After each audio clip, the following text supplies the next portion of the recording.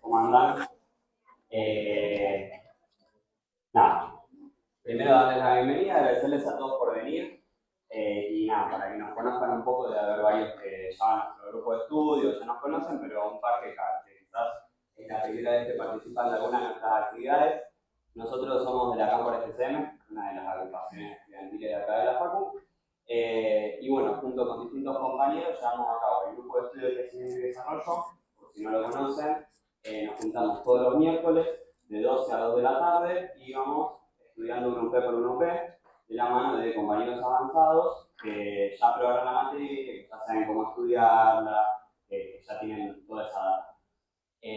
Nada, tirarles ahí el chivo, por si les interesa alguno participar, pueden fijarse en nuestro Instagram y directamente nada, nos empiezan a seguir y van a ver toda la data, se pueden inscribir, obvio es gratuito, y está bueno como tener una instancia más donde todos juntos nos podemos juntar a estudiar. Y bueno, y de la mano de ese acompañamiento académico, nos parecía importante poder hacer alguna clase, una semana de clase de repaso, sobre todo en crecimiento, porque a veces estamos súper perdidos, sobre todo los que son ingresantes, que empezaron este año, quizás no saben cómo estudiar, cuánto estudiar, hasta dónde. Entonces, bueno, nada, con nuestro humilde aporte, puedes organizar esta semana de repasos. Les dejo, ¿qué pasa la práctica? Le dejamos acá otras clases de repasos que va a haber. No sé si se pudieron anotar y demás. Ponemos el tema de los cupos solo por una cuestión de espacio, pero si ustedes ven que hay lugar y cosas, pueden pasar tranquilamente. Eso, no hay problema con eso, así que les dejo ahí todo lo de la semana de repasos. Y la idea el viernes es poder hacer un simulacro de parcial, que va a estar muy bueno, que vamos a repartir a cada uno un parcial con 50 preguntas, multiple choice, 4 respuestas. Responden 40 minutitos y después nos ponemos todos juntos a analizar respuesta por respuesta. Bueno, nada, lo dejo ya, no los molesto más con la clase. Sí, si querés pasar la próxima placa. Le dejo acá porque siempre a veces piden el PowerPoint que usamos. Bueno, está muy bueno el PowerPoint que vamos a usar hoy. Si lo quieren ya tener ahora para ir guiándose en la clase o lo que sea, ahí lo pueden descargar. Y después ya les queda como para estudiar lo que sea, así que si quieren, lo dejamos 5 minutitos. Y bueno, directamente lo dejo con los chicos que son los que se van a encargar de la clase. ¿Quieren micrófono? ¿Se escucha bien allá atrás? Bien, vamos y no. Okay. Avísenme cuando ya lo han podido escanear. Así arrancamos.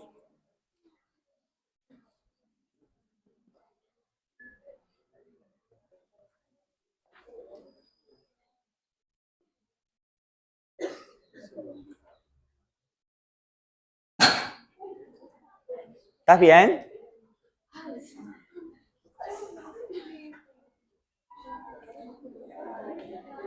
Te conviene de este lado, sí.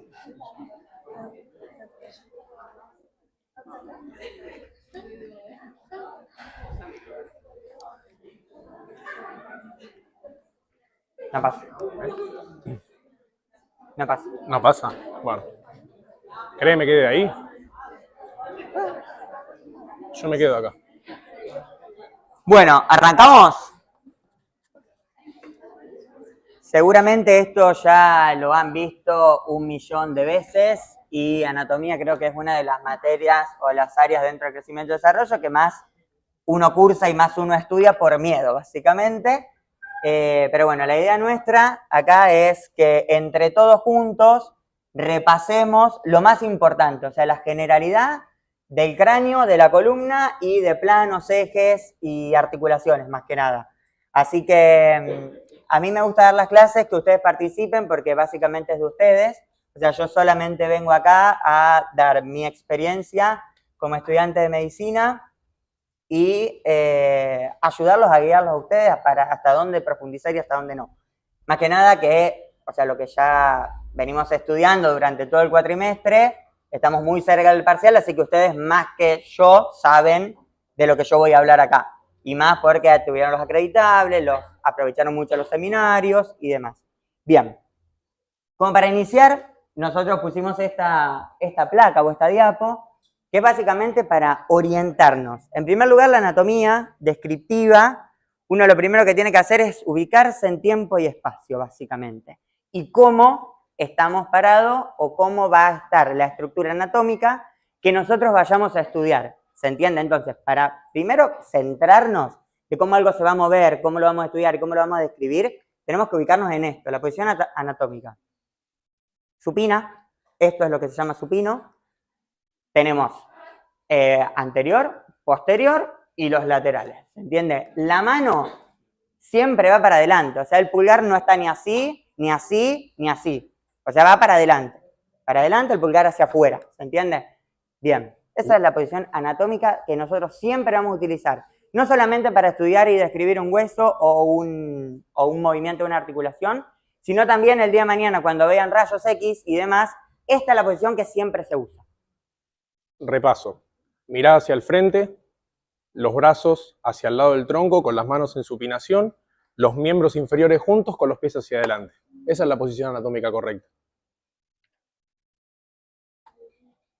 Bien. Y gracias a esta posición anatómica, nosotros podemos sacar los diferentes ejes. Tenemos el eje transversal, que como su nombre lo indica, va transversal a nuestro cuerpo. El eje coronal, que divide lo anterior de lo posterior. El eje sagital, que divide lo derecho de lo izquierdo. Y lo transversal, que no lo dije, superior e inferior. ¿Estamos hasta acá? Bien. Y ahora sí. El tema de los ejes. Los ejes a nosotros nos van a permitir mover las articulaciones del cuerpo. Entonces, los ejes siempre, en su gran mayoría, son transversal al plano. ¿Se entiende? Entonces, si nosotros, o perpendicular, mejor dicho, si no se lo confunden con el plano. Tenemos un eje longitudinal, que va desde arriba hacia abajo, desde abajo hacia arriba, como ustedes lo quieran mejor describir. Y fíjense que el plano que atraviesa perpendicularmente es el plano transversal. ¿Se entiende? Nosotros acá tenemos el plano transversal, representado por lo que yo estoy señalando, y el eje que lo corta verticalmente. ¿Se entiende? Y entonces, a ver, acá les pregunto a ustedes, ¿qué piensan de qué movimiento o en qué movimiento nosotros podemos utilizar este eje? Piénsenlo. Nosotros clavamos así, viene un eje que pasa por acá, longitudinal, ¿y qué me permite hacer? Las rotaciones, interna y externa, lo mismo que la cabeza, fíjense esto. Esta rotación pasa por el eje longitudinal. ¿Se entendió? Bien. Otro de los ejes es el horizontal, que básicamente a quien atraviesa o a quien pasa perpendicularmente es el plano sagital. ¿Y qué permite acá, en el eje horizontal? La lateralidad. Bien.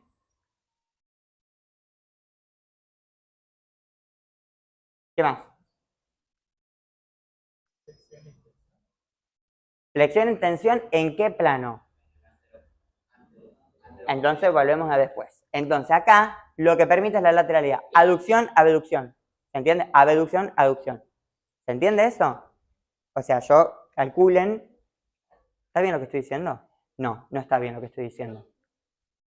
Lo que estaba explicando era el eje, el plano sagital.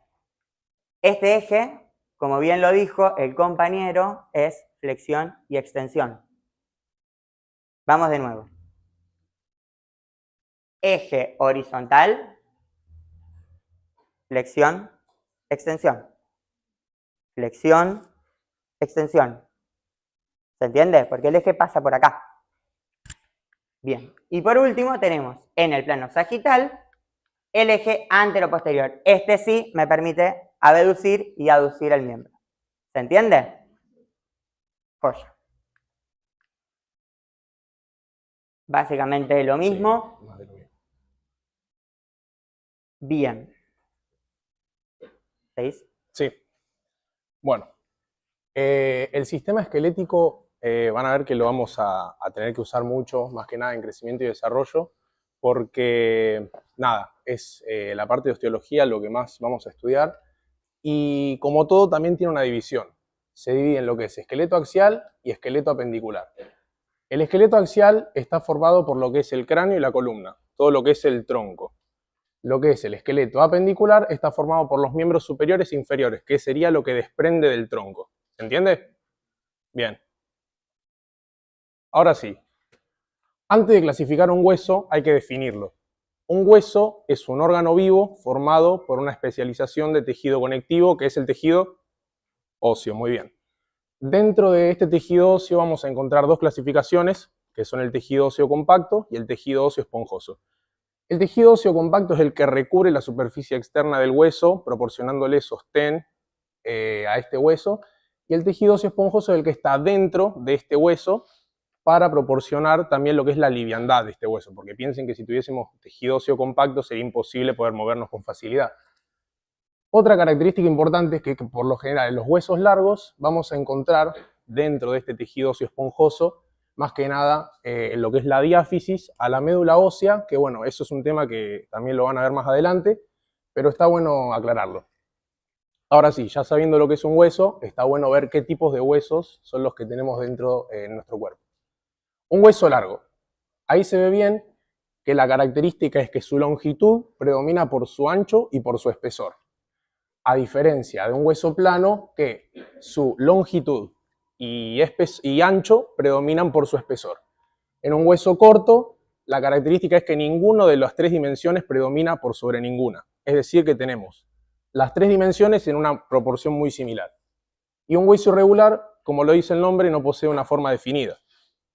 Hay más clasificaciones de hueso, como son los huesos neumáticos, los huesos sesamoideos, que los huesos neumáticos son los que permiten que, primero tienen varias funciones. En el cráneo hay huesos neumáticos, ¿verdad? Bien, muy bien. Una de las funciones principales, primero, es livianar el peso de la cabeza, y la segunda es formar una caja de resonancia dentro del hueso a la hora de nosotros hablar y poder escucharnos. Y lo que son los huesos sesamoideos se desarrollan dentro de tendones, por lo general suelen tener forma de semilla de sésamo. Hay una excepción, como en todo en la medicina, que es la rótula. Es el ejemplo de hueso sesamoideo más común. No tiene forma de sésamo, pero se desarrolla dentro de lo que es el tendón. ¿Alguna duda de esto? Bien. Bueno. El cráneo. El cráneo en general es la caja ósea que protege y guarda al encéfalo y a los órganos de los sentidos, como cráneo.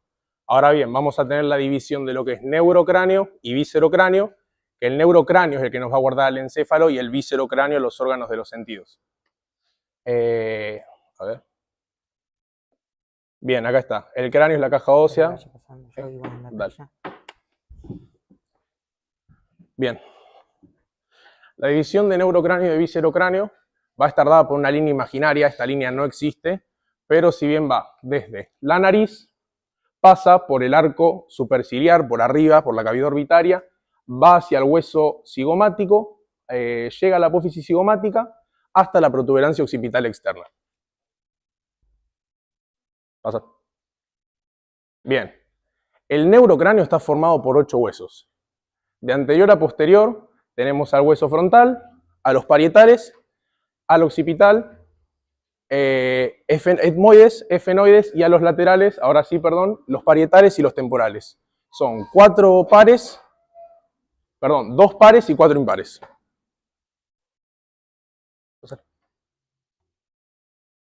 Ahora bien, el hueso frontal. Este es un hueso que tiene ubicación media, es un hueso impar, y es el hueso que se encuentra hacia más anterior en el neurocráneo. Articula hacia posterior con los huesos parietales, con el etmoides y con el efenoides.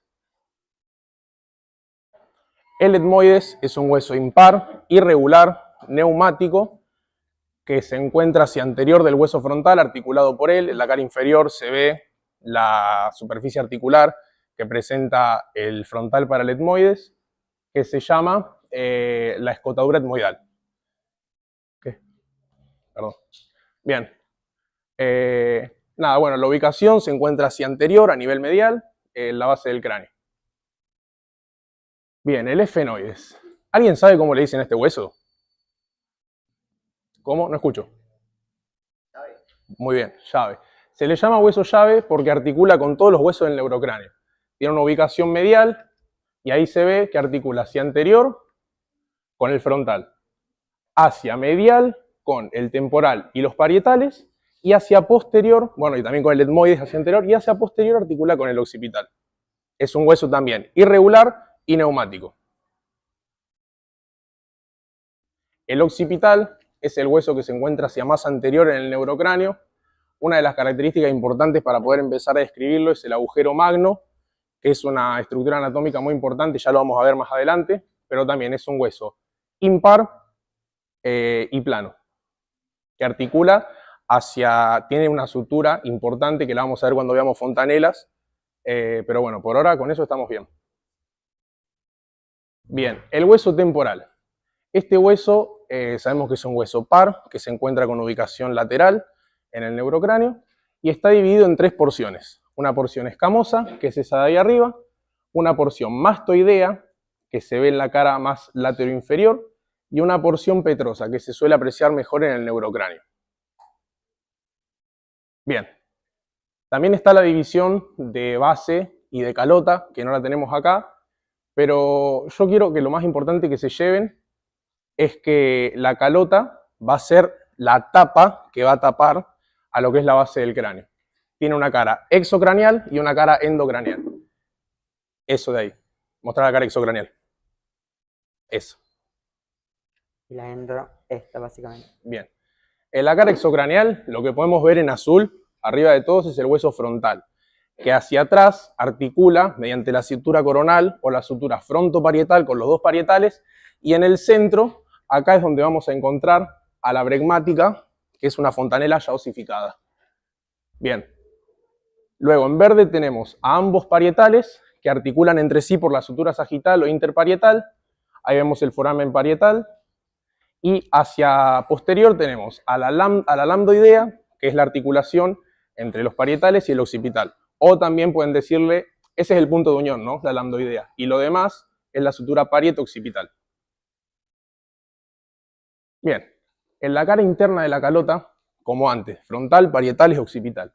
En el frontal tenemos a la cresta frontal que se termina continuando con el surco del seno longitudinal superior, que es un repliegue de dura madre por donde va a pasar un seno venoso, que lo vamos a ver más adelante.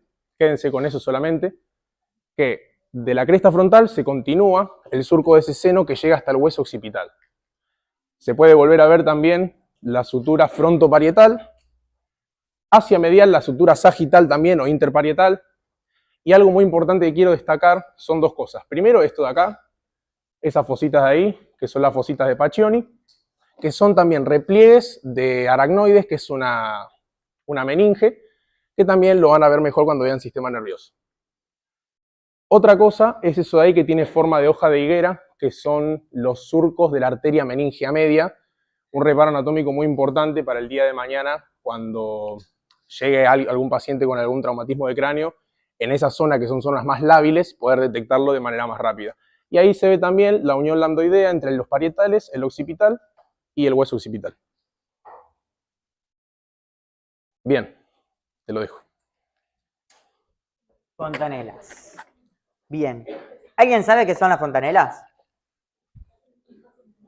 Bien, son espacios membranosos que están presentes en el adulto o en el niño.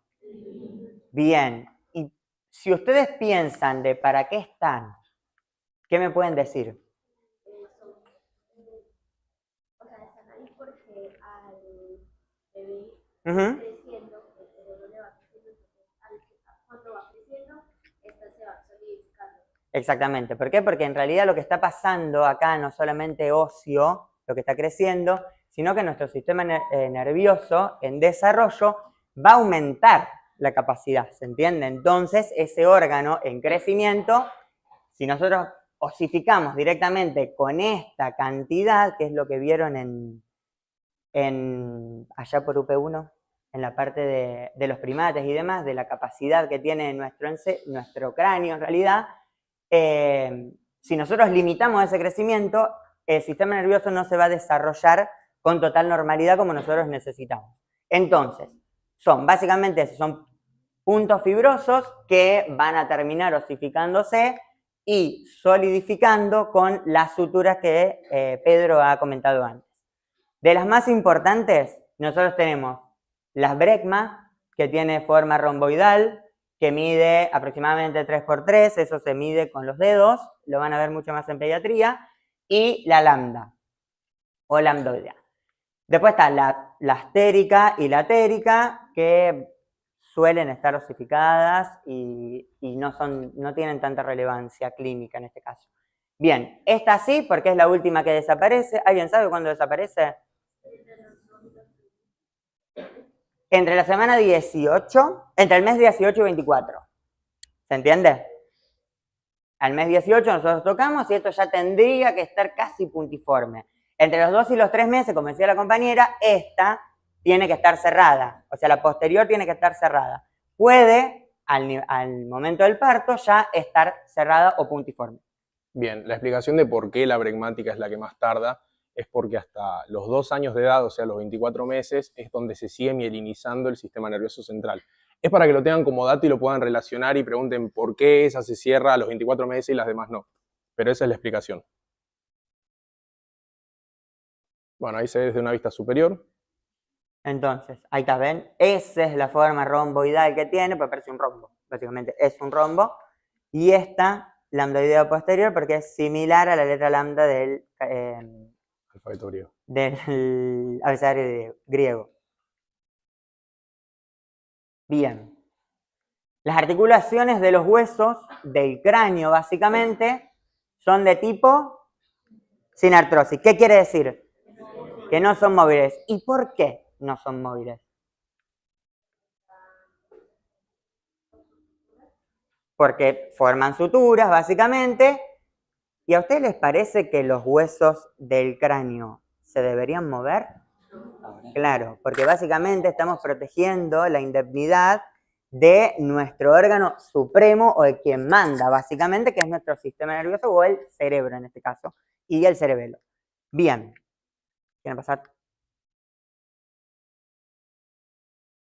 Bien, y acá son los tipos de suturas. Esta sutura es la que nosotros vamos a encontrar básicamente entre las suturas interparietal o la sutura sagital, armónicos. ¿Saben qué huesos son estos? Los huesos propios de la nariz, básicamente. Son armónicas porque fíjense que esto está bien dentado y esto no. Básicamente la superficie articular no es tan dentada, sino que es más armónica. Bien. Este acá. ¿Con quién? Con el efenoide, perfecto. Muy bien, excelente. Tiene forma Y, básicamente, y donde hay una apófisis, acá hay una escotadura que articula con un canal que tiene el hueso Gomer. Lo van a ver más en segundo año cuando vean fosas nasales. Antes, vamos a ver hueso. Ok. Trajimos un atlas como para que nos vayamos... un atlas en 3D como para hacerlo un poquito más llevadero. Recomendado para que lo estudien así, esto, anatomía. A ver, ¿cómo para poner el hueso? Ocultar, dice, o aislar. Ah, ahí lo ocultaste. Bueno, bien, no, me lo puso. Bueno, bien. ¿Este qué hueso es? Bien. Ese hueso frontal, ya dijimos que es un hueso dispar, plano, se encuentra al nivel más anterior de lo que es el neurocráneo. ¿Alguien sabe cuántas caras tiene? 3, muy bien. Esta, que es la cara anterior, esta es la cara inferior y esa es la cara posterior. En la cara anterior del frontal vamos a encontrar distintos reparos anatómicos, distintos accidentes óseos, como por ejemplo esto de acá. Uy, pará, no tengo el láser. Ahí va, ahí va. Esto que son las eminencias frontales. Bien. Después tenemos la glabela que se encuentra por acá. Hay muchos reparos que no se llegan a ver del todo acá, pero yo los marco para que los tengan en cuenta. Bien, acá ya tenemos lo que es la apófisis cigomática, que es la articulación que tiene el frontal con el hueso cigomático, el arco superciliar, por arriba de la cavidad orbitaria, y la escotadura supraorbitaria. Acá tenemos a lo que es la sutura metópica, y acá no se ve, no, pero acá tendría que estar la espina nasal. Esos accidentes óseos son los que están en la cara anterior del hueso frontal. En la cara inferior, vamos a ver que acá está la fosa lagrimal, acá tendríamos la fosita troclear,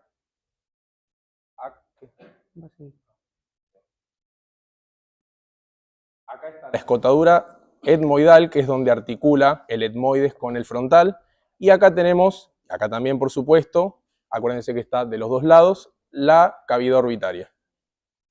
Ahora, lo que es la cara posterior del hueso frontal, este reparo de acá es la cresta frontal que, como les dije antes, se continuaba con el surco del seno longitudinal superior.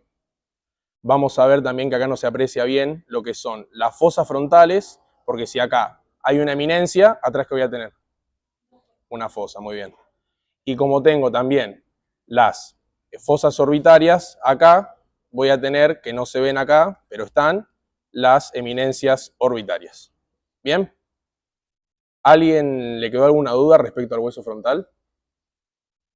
¿No? Vamos con el otro, ¿cómo lo saco? ¿Te querés quedar acá? La tecnología nos está matando. No. ¿Alguien sabe por qué está esta sutura?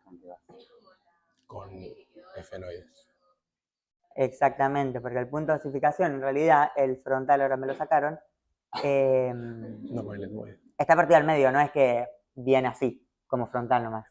Son dos puntos, son dos huesos separados que se van a unir en el medio. Y esa es la cicatriz, como dijo la compañera, que va a quedar por el resto de la vida, básicamente. Vení, toma. ¿Qué es esto? El etmoide. ¡Ah! Déjame eso acá. No, para, voy para allá.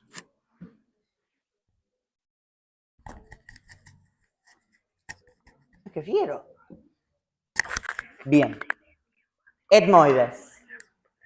Dijimos que estaba ubicado, ¿con quién articulaba hacia adelante? Con el frontal, perfecto. De acá a mí lo que me gusta, que es lo que a nosotros más nos va a servir el día de mañana como práctica clínica y para entender otros temas, cuando veamos sistema nervioso y demás, y órganos de los sentidos, es saber que el etmoides, a mí me gusta describirlo como que tiene forma de cruz, porque básicamente tiene forma de cruz, en donde tiene una cabeza arriba, que acá no se ve. Para ver. Esta es la cara posterior. Ahí está, perfecto. ¿No hay otra imagen más linda? No. Bueno, perfecto. Entonces, ¿tiene forma de cruz? Eso anterior. Sí, pero uno lo querías ver anterior. Sí, perfecto. ¿Y dónde está la crista Gali? Así es. Es así, ¿no? No, esa es la perpendicular. Se ve del otro lado, se ve en la cara. Ah, está raro esto igual. Sí, Ahí está, ahora raro. me ubiqué yo también. Bien.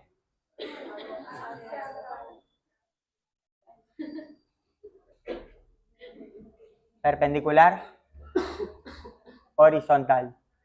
Arriba, acá, imagínenlo, pero en el Rubier está bastante detallado, que es como un diente que le sale para arriba, que es la apófisis que divide a la perpendicular, o sea, sería la cabeza de la parte perpendicular del etmoides, la apófisis crista Gali, básicamente, y la horizontal, que es la que a mí más me interesa, que ustedes lo sepan y lo puedan básicamente leer y no que pase, que cómo se llama esa lámina. La lámina cribosa. ¿Y alguien sabe qué pasa por las láminas cribosas? Perfecto, son los filetes olfatorios del nervio olfatorio. Básicamente es como nosotros desde la fosa nasal nos comunicamos hacia arriba. ¿Se entiende? Bien. Entonces, y después obviamente en sus caras laterales están las masas laterales o las celdillas etmoidales, que básicamente como es un hueso neumático o neumatizado, tiene aire. Pues básicamente el etmoides es muy importante cuando veamos cavidad nasal. ¿Por qué? Porque tiene los cornetes, etcétera, etcétera. Bien. Algo para aclarar es que de las masas laterales, acuérdense, división del etmoides, lámina vertical, lámina horizontal, dos masas laterales. Las masas laterales, si pueden, sepan que la cara medial de las masas laterales forman parte de la pared de la cavidad orbitaria y la cara lateral de las masas laterales van a formar parte de lo que es los huesos de la nariz, con los cornetes. Trabajo y tiempo libre, eso lo van a ver bien. No, pásalo. Ahí está. Efenoide.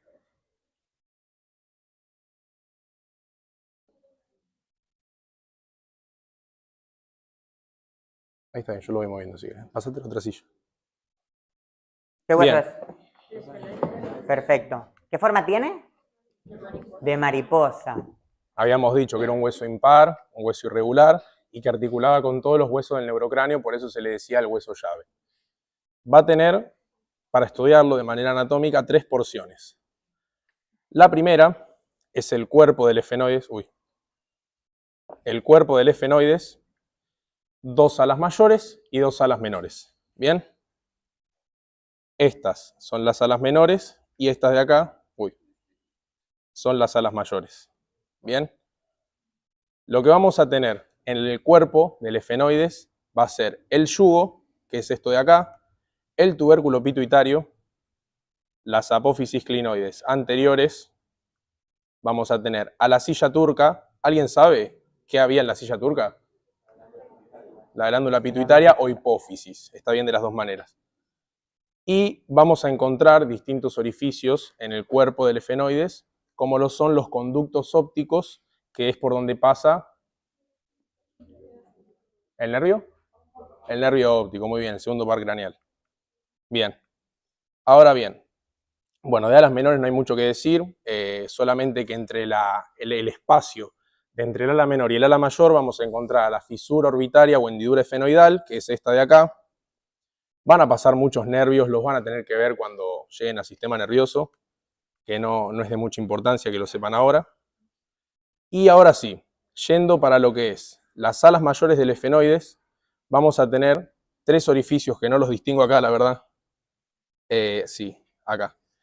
Que son el redondo o redondo mayor, lo pueden encontrar también, el agujero oval y el agujero espinoso o redondo menor. Si es una bibliografía vieja, les va a decir redondo menor y redondo mayor. Si es una bibliografía nueva, les va a decir redondo, oval y espinal o espinoso. Bien, y entre la unión del hueso efenoides con la porción petrotimpánica del temporal vamos a encontrar 2 orificios que acá no se ven bien, pero que son el conducto carotidio y el agujero rasgado. ¿Bien? Bueno, en la cara inferior del hueso efenoides vamos a encontrar, mira si lo puedo marcar. Posterior. No, la cara inferior quiero mostrar. Ahí, ¿no? Sí, una cara medio posterior inferior. Quiero mostrar las clinoides. Ok. Bien, esto, ¿por qué no me marca el punterito? Ahí va. Esto de acá, que son las apófisis clinoides. Pterigoides. Clinoides. Pterigoides, perdón, sí, es verdad. Las apófisis pterigoides, perdón, mala mía. Las apófisis pterigoides, que son las que se ven en una cara inferior de la base del cráneo. Les hago una pregunta. ¿El efenoide se ve desde la cara exocraneal? ¿Quién dice que sí? ¿Quién dice que no? Levante la mano. ¿Quién dice que sí? ¿Quién dice que no? Baje la mano. ¿Quién dice que no? ¿Por qué? En la exocraneal, ¿no? A ver, poneme el cráneo entero. O sea, tengo entendido que en la parte exocraneal se ve, pero se ve como un mini pedazo. En realidad todo se ve. Ahora lo vamos a ver. Volvé a deshacer, volvé. Ahí está. Ahí. Bien. No. Ah. No, pará.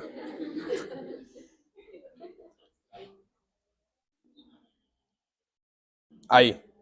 Ahí se llega a apreciar bien. Esto es el frontal, parietal. Bueno.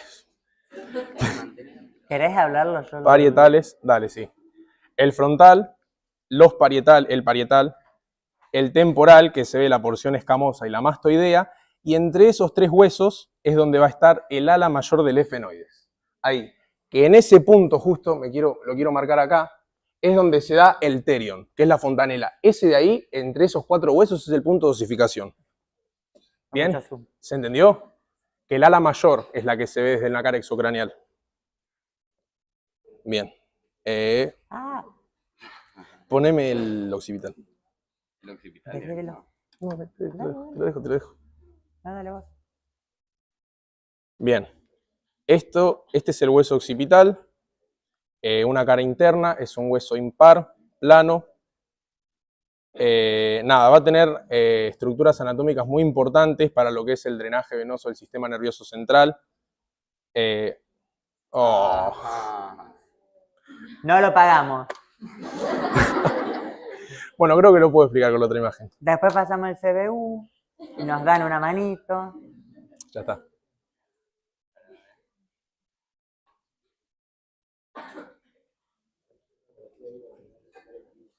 ¿Qué pasó?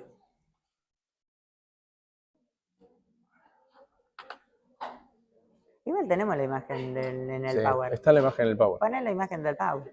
No, ahí volví a conectar.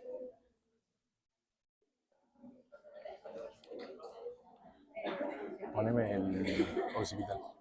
¿Hasta acá alguna duda? ¿No? ¿Estamos bien? Volvimos. La transmisión habitual. No. Sí. Pon el Power. Bueno, pongo el Power. Sí, ya está.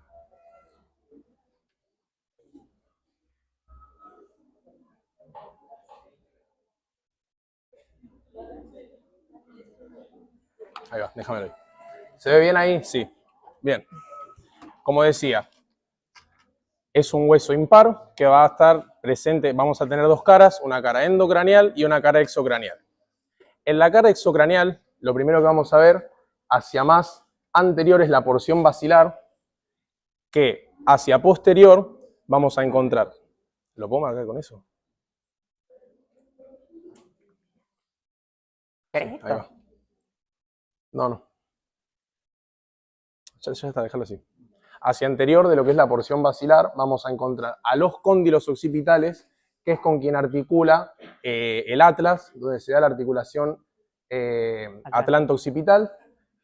Un reparo anatómico muy importante, que es el agujero foramen magno, por donde va a transicionar el bulbo raquídeo, la tercera porción del tronco encefálico, a médula espinal. Lo vamos a ver mejor cuando pasemos a columna. Bien, hacia posterior de ese agujero magno tenemos a la cresta occipital externa, que termina, que no se llega a ver acá, junto con la protuberancia occipital externa. Más que eso, no creo que necesiten para... Sí, lo importante, yo se los digo un poco desde la experiencia, fíjense que son un montón de accidentes óseos y no se vuelvan locos, porque hay algunos accidentes óseos que son muy importantes, que los tiene cada hueso, pero no van a ser muy distintos a los que ustedes ya vienen viendo los prácticos de anatomía. O sea, no sé si todos los tienen completos o se los pudieron imprimir o lo que sea, pero fíjense que en anato, cuando ven cráneo en particular, les dan un apunte que está muy bueno, donde ustedes van a tener todos los accidentes más importantes. Entonces, ustedes, para el parcial, ténganse esos accidentes, porque si quieren, podemos pasar horas hablando sobre los accidentes súper chiquititos que puede tener el esfenoides, por ejemplo, que es un hueso quizás más complicado, pero a ustedes en el parcial no les van a preguntar tan fino. Hay algunos accidentes que no pueden no saberlo. O sea, no pueden en el etmoides no conocer la apófisis cristagali, porque es muy importante. Pero hay otras cosas de las que sí pueden quizás prescindir porque no son tan importantes clínicamente o porque no, o sea, no los toman en los parciales. Así que, para tener un criterio, tienen tiempo todavía esta semana para ir a clase de consulta de anato, pueden aprovechar, además, para sacarse otras dudas de anato, preguntarle a los docentes, che, ¿y de este hueso, hasta dónde tengo que saber más o menos? Para no volverse locos, porque anato no es la única materia que van a tener para el primer parcial. Entonces, fíjense eso. De referencia, toman los accidentes más importantes, que todos los tienen señalados en los prácticos de anato. Piensen que las personas, los docentes que hacen las preguntas para los parciales de anato, son los mismos que hacen el práctico. Entonces les van a tomar lo mismo que ya les enseñaron. Así que tomen como referencia los prácticos de anato, por eso está tan bueno que los puedan completar y llevar. Y eso, más o menos no se vuelvan locos. Anato para algunos puede resultar difícil, pero no se vuelvan locos.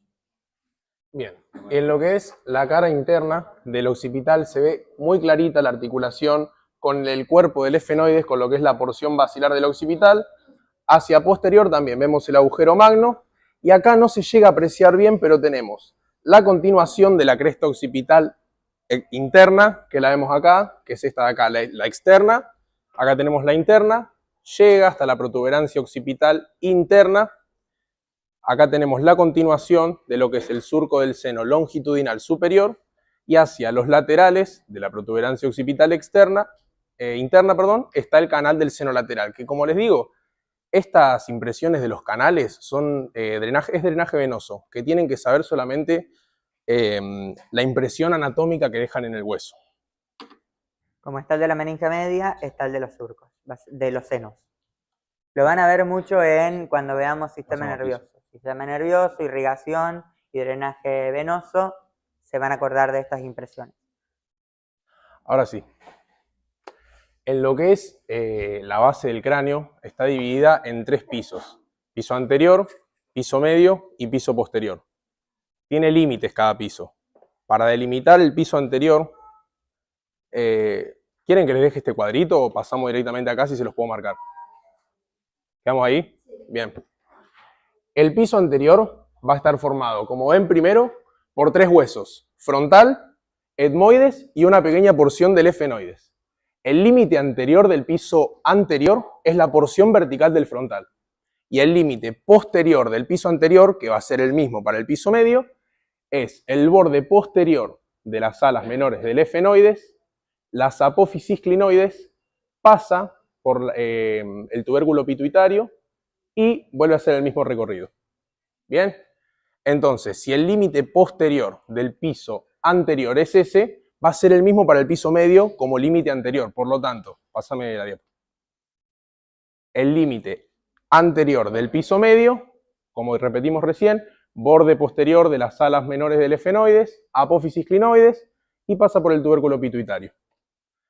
Va a estar formado por lo que es el hueso efenoides, lo que resta del efenoides, temporal, más que nada la porción petrosa y algo de la escamosa, y respecto a la división de lo que es base y calota, también va a estar una porción de lo que es el parietal.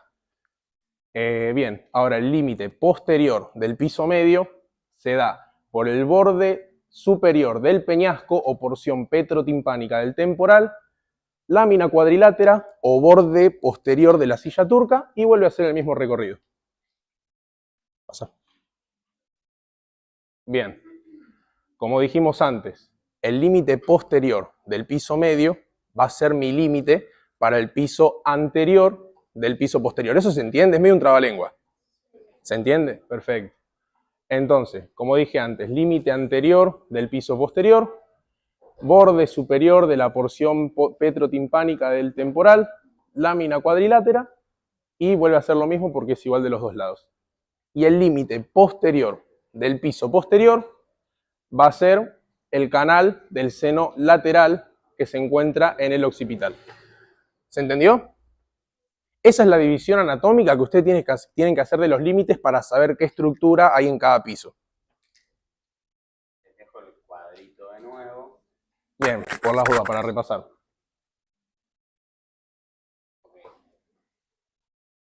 Ahora sí. Esto es bastante complicado. Yo quiero que se lleven por ahí los accidentes óseos más importantes.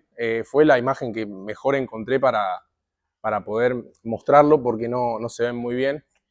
Pero bueno, como dijimos antes, el límite anterior del piso anterior es la porción vertical del frontal. ¿Qué accidentes vemos? Respecto al hueso frontal, vemos las eminencias orbitarias, que son esas dos de ahí. Bien. Vemos para el hueso etmoides la crista gali y la lámina cribosa. Y como el límite pasa por acá, vamos a tener parte de lo que es el esfenoides, que es el yugo esfenoidal. ¿Bien? Ahora sí, en el piso medio de la base del cráneo vamos a tener reparos que por ahí se comparten un poco entre pisos, pero lo más importante es saber que tenemos del esfenoides, las clinoides anteriores, si hay algo anterior, hay algo posterior, muy bien. Tenemos al conducto óptico, que ya lo nombramos antes, por donde pasa el nervio óptico. Por acá estaría el tubérculo pituitario, silla turca, apófisis clinoides posteriores, la lámina cuadrilátera, y después, cuando pasemos ya a alas mayores, vamos a ver los orificios que yo les nombré antes. Acá no se aprecia muy bien, pero bueno, acuérdense que era el más superior, el redondo o redondo mayor. Le sigue el agujero oval, y por último está el redondo menor o agujero espinal. ¿Bien? Perfecto. Como límite anterior del piso posterior tenemos al borde superior de la porción petrotimpánica, el dorso de la silla o lámina cuadrilátera y lo mismo de este lado. Acá sí vamos a encontrar algunos orificios más importantes como el conducto auditivo interno, que se puede ver acá en lo que es la cara, no sé si todos lo van a llegar a ver, en la cara exocraneal, perteneciendo a lo que es la parte de la porción mastoidea. ¿Ven ese agujero grande de ahí? Ese es el externo, el interno. El externo, perdón, sí. Che, ese. Y este de acá se continúa con ese para pasar a ser el conducto auditivo interno.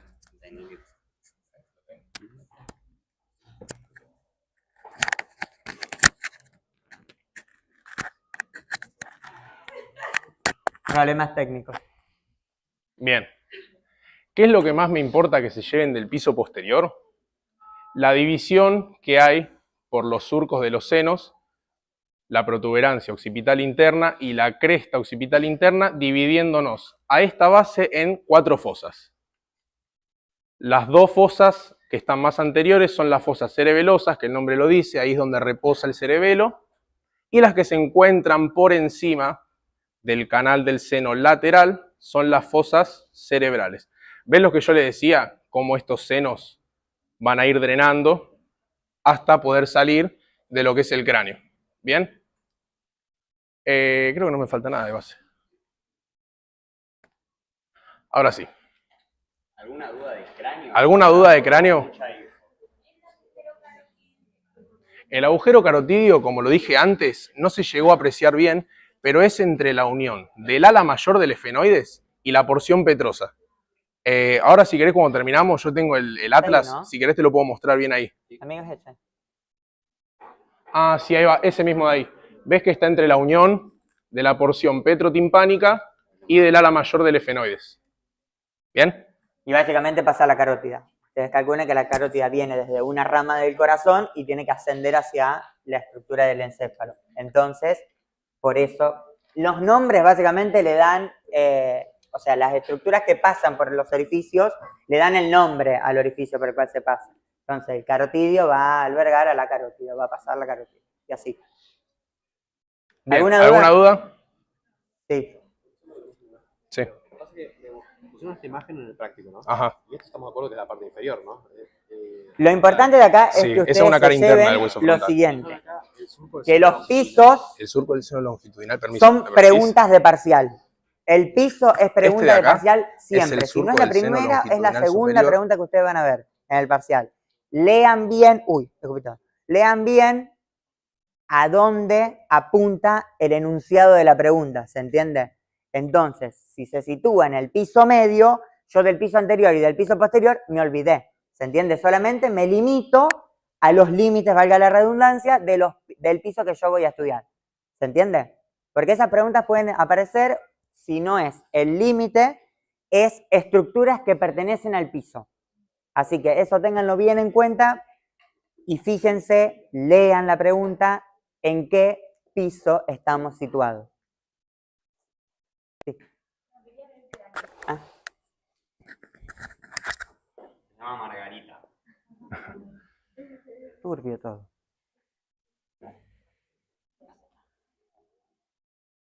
Bien. ¿Qué entienden por columna vertebral? ¿Cómo definirían columna vertebral?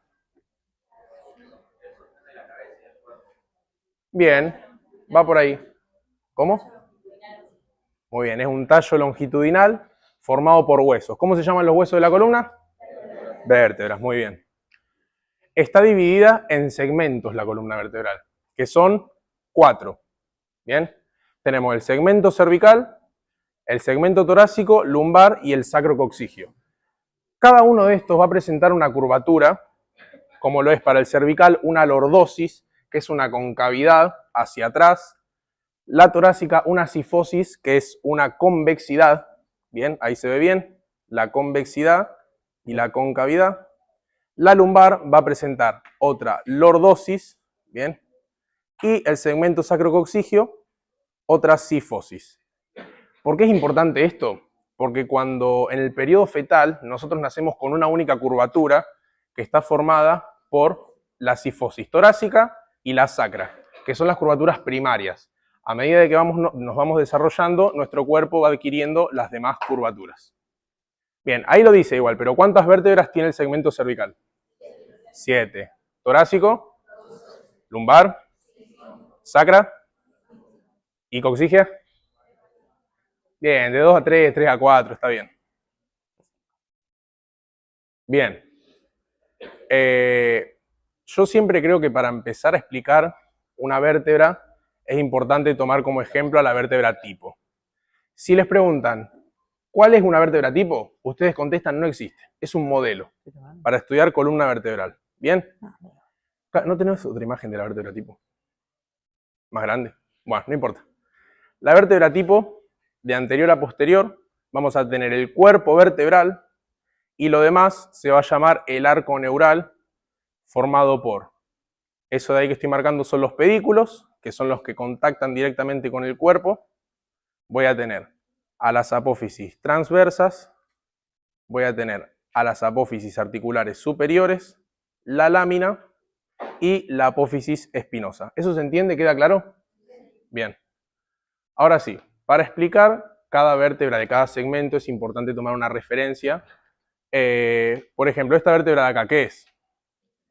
Una cervical, muy bien. ¿Cómo nos podemos dar cuenta que es una cervical? Bueno, primero, porque tiene un cuerpo vertebral mucho más chiquito en comparación con el de esta lumbar.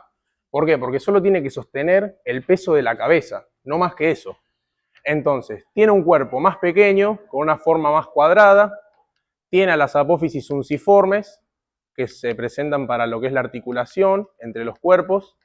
Si nos vamos más hacia lateral, tenemos a la apófisis transversa con el agujero transverso. ¿Sí? Por este agujero, a partir de la sexta vértebra cervical, es por donde pasa la arteria vertebral. Van a ver, porque a mí me pasó, yo tenía la duda de si a partir de ese 7 había agujero transverso, me dijeron que no, y yo me quedé con la duda. Fui al libro y vi que sí, hay agujero transverso en C7, pero está tabicado, y ahí pasa la vena vertebral y no la arteria. A partir de C6 es por donde pasa la arteria vertebral. Bien, va a tener un agujero raquídeo con forma triangular en comparación con esta torácica, para poder diferenciarla, y su apófisis espinosa no es tan prominente y está bifurcada. ¿Bien? Ahora, bueno, esta es la cara lateral de la misma vértebra. Las vértebras torácicas tienen la cualidad de que van a presentar muchísimos lugares de articulación, no solo entre ellas, sino que entre las costillas también, porque piensen que forma parte de la caja torácica. Entonces vamos a tener, como dije, al cuerpo, a los pedículos, apófisis transversa, que es acá, en la apófisis transversa, donde tiene la carilla articular, una de las carillas articulares para las costillas. En el cuerpo tiene otra hemicarilla y debajo del cuerpo otra. ¿Bien? Va a presentar lo que es también las apófisis articulares superiores para articular con las vértebras, con otras vértebras, y así también va a tener las inferiores, acá como se ve también la cervical, que no la nombré. Si tiene una superior, tiene una inferior, siempre va a ser así. Bueno, y otra característica de esta vértebra es que el agujero raquídeo, es más redondeado en comparación con el de la lumbar y el de la cervical, y va a tener una apófisis espinosa que se dirige hacia posterior inferior, o sea, hacia abajo y hacia atrás. Que, fíjense, en esta cara lateral, la diferencia entre las tres vértebras de lo que son las apófisis espinosas. Bueno, su cuerpo ya aumenta un poco más de tamaño en comparación con el de las vértebras cervicales, porque ya no tiene que mantener solo el peso de la cabeza, sino que se le suma el peso de la cabeza y del tórax. Bien, y por último, las vértebras lumbares, que son 5 y es el anteúltimo segmento de la columna. Fíjense la diferencia entre el cuerpo de estas tres. Este es muchísimo más prominente, tiene forma reniforme. Va a presentar otra vez nuevamente un agujero raquídeo con forma triangular, no tan triangular como en la cervical. Y una de las características más importantes que va a tener este segmento de la columna es que su apófisis espinosa es muchísimo más prominente en relación a grosor como lo es con la torácica. No se va a dirigir tanto hacia póstero inferior, sino que va a seguir un poquito más recto. Y bueno, obviamente el tamaño del cuerpo porque tiene que soportar todo el peso hasta la quinta vértebra lumbar, que sería hasta acá. Bien, ¿alguna duda sobre esto? ¿Ninguna?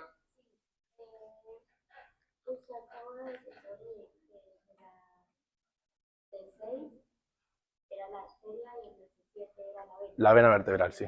Sí, sí. O sea, pero no sé cómo la pregunta. Lo que pasa es que nosotros tenemos 7 vértebras cervicales. Desde el atlas hasta C6 vamos a tener que en el agujero transverso va a pasar la arteria vertebral. Nos queda una vértebra cervical más, que sería C7. Lo que tiene de distinto C7 es que su apófisis espinosa es un reparo anatómico a la hora de la clínica porque tiene una apófisis muy prominente y además es que este agujero está tabicado. ¿Qué quiere decir que está tabicado? Que está dividido en dos. Esa es la primera característica. Y la segunda es que por de C6 para arriba, va a pasar la arteria vertebral y de C7, en C7 solamente, no pasa esa arteria, sino que pasa la vena vertebral. Bien, ¿alguien más? ¿Alguna duda? Bien, pásalo. Bueno, el sacro. El sacro, bueno, y el coxis también. ¿Cómo están las vértebras sacras? Fusionadas, muy bien. Fusionadas, soldadas, lo mismo. Muy bien. Están fusionadas, esta es una cara anterior, esto es una cara posterior del sacro. Se divide en base, cara anterior, cara posterior, dos caras laterales y un vértice del sacro. En esta cara, como dije, se puede apreciar la base, que es esto de acá, que tiene a las alas del sacro, a la superficie, vendría a ser como el cuerpo del sacro, las apófisis articulares superiores para la quinta vértebra lumbar. Vamos a tener esto que nos va a dividir lo que son los agujeros sacros, que por acá pasan los nervios sacros anteriores. Este es el canal transverso, ¿bien? Que nos va a dividir a los agujeros sacros, ¿bien? Ahora vamos a ver que la cara posterior, además de tener se ve mucho mejor lo que es la carilla articular para la quinta vértebra lumbar, vamos a ver la fusión de las apófisis espinosas, que son los tubérculos, ¿bien? Nuevamente encontramos los agujeros sacros posteriores por donde pasan los nervios sacros posteriores. Acá son los anteriores y ahí son los posteriores. Vemos también, bueno, por ahí dentro, ¿ven ese conducto que se ve más oscuro? Ese es el canal sacro, por donde sigue pasando la médula espinal. Por acá emergen los nervios, por estos agujeros, por acá pasa la médula, por acá emergen los nervios. ¿Bien? Nada, y aclarar que en el ala del sacro está la superficie articular para la articulación sacroilíaca con el hueso ilíaco. Eso lo van a ver mejor en sexualidad y género y reproducción. Bien, ¿alguna duda sobre sacro? ¿Sobre esto? Sí.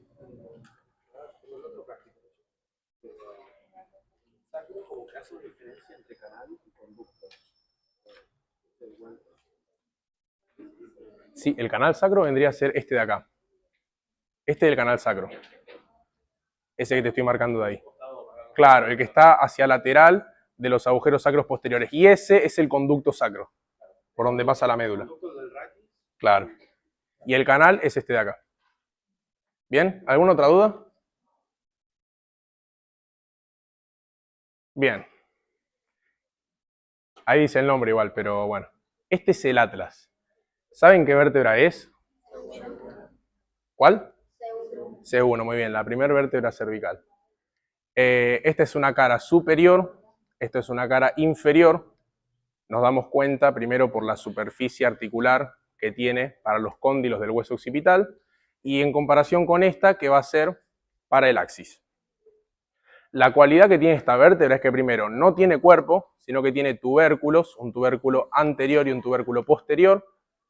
No va a presentar apófisis espinosa, de ahí su tubérculo posterior. Y tiene un agujero raquídeo muchísimo más grande, porque es ahí, como les dije antes, en la articulación atlanto-occipital, por esta vértebra es donde va a ser la transición de bulbo raquídeo, que es la última porción del tronco encefálico, a médula espinal. Bien, vemos que de anterior a posterior tenemos el tubérculo anterior con los dos arcos anteriores, las masas laterales que presentan la superficie articular para los cóndilos occipitales, tenemos los agujeros transversos, las apófisis transversas con los agujeros transversos. Acá en el arco anterior también se llega a ver lo que es este tubérculo transverso, que es muy importante porque ahí es donde se inserta, de este a este, es donde se inserta el ligamento transverso para la articulación atlantoaxial, que lo vamos a ver ahora. Bien, y después tenemos el arco posterior con el tubérculo posterior. Importante remarcar, en el tubérculo anterior está la carilla para el diente del axis o la apófisis odontoides. Respecto al atlas, ¿alguna duda? Bien. ¿Alguien la quiere ver? La tenemos acá. Váyanla pasando, que vuelva, por favor. Tenemos que seguir construyendo Margarita.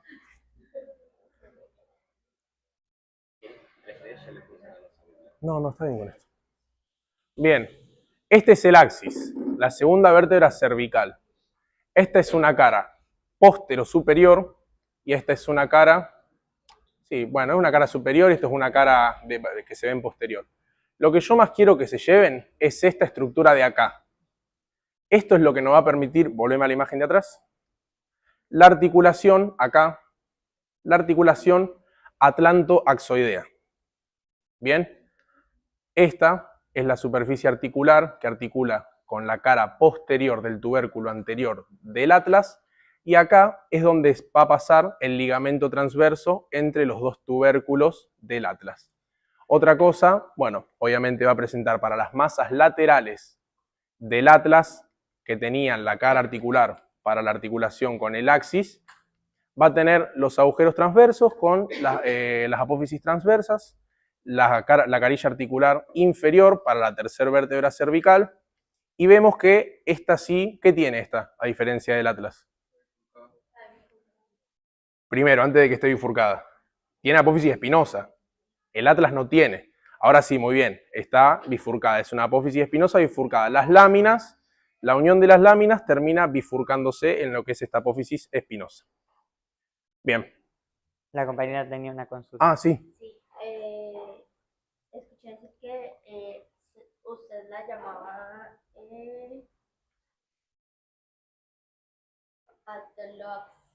Atlantoaxoidea. Sí, atlantoaxoidea, atlantoaxial, está bien. ¿Cómo la tenés vos? También puede ser un nombre, porque acordate que articula con la apófisis odontoides o el diente del axis. Acá hay un axis. Bien. ¿Alguien lo quiere? Ahí va para allá. Y el cráneo, ¿no? ¿Alguien quiere el cráneo?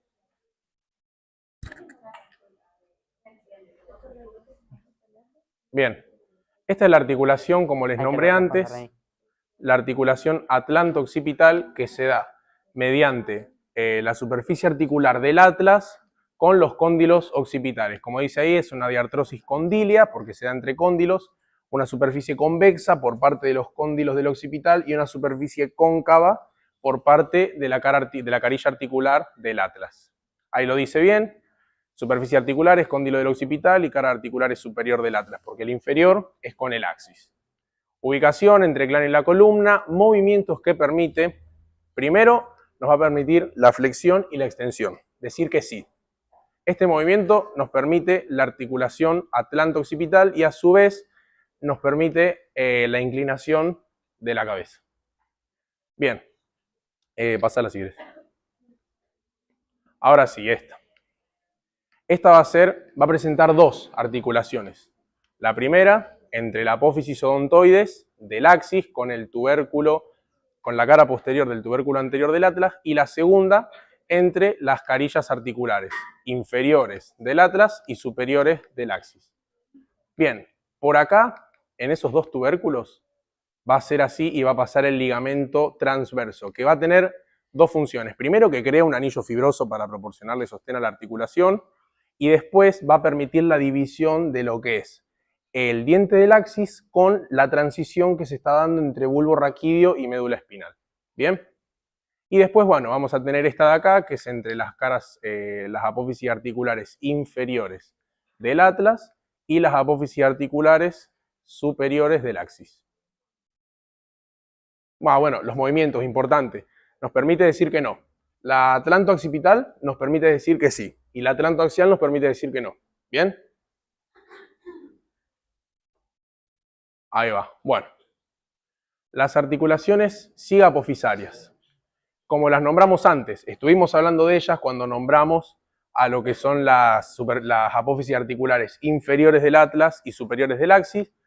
Se dan entre apófisis articulares, son del tipo diartrosis artrodia, y nada, va a permitir movimientos de deslizamiento limitado, y nada, sepan más, lo más importante que se da entre las apófisis articulares, en este caso inferior de esta vértebra y superior de esta otra. Pregunto, ¿saben reconocer qué vértebras son estas dos? Las torácicas. Torácicas, muy bien. Recuerden, apófisis espinosa que se dirige hacia póstero inferior, y ahí es donde se ven las semicarillas para las costillas, y ahí en la apófisis transversa está la carilla para la costilla también. Bien. Articulación entre los cuerpos. En esta articulación, además de este disco de fibrocartílago que se llama disco intervertebral, vamos a tener dos ligamentos que los vamos a ver ahora más adelante, que pasa uno por la parte anterior del cuerpo y otro pasa por el límite anterior del conducto raquídeo. Pero bueno, lo más importante ahora es este disco de fibrocartílago que va a proporcionar la articulación entre los cuerpos de las vértebras, ¿bien? Van a estar entre C2 y C3 hasta la última vértebra coxígea. Bien, ahí va, esto es lo que les quería mostrar. Este es el disco intervertebral que está entre los cuerpos, que proporciona la articulación. Va a estar compuesto, bueno, es fibrocartílago, y va a tener dos regiones. Un anillo fibroso, que este es el que proporciona la articulación, y el núcleo pulposo, que lo que va a hacer es amortiguar todo tipo de movimiento que se haga o de peso que se sobrecargue por encima de la columna. Ahora sí. ¿Pudieron ver algo de ligamentos de la columna? ¿No? Bueno, bien, perfecto. Primero vamos a partir de... Bien, volver a la imagen anterior, sí.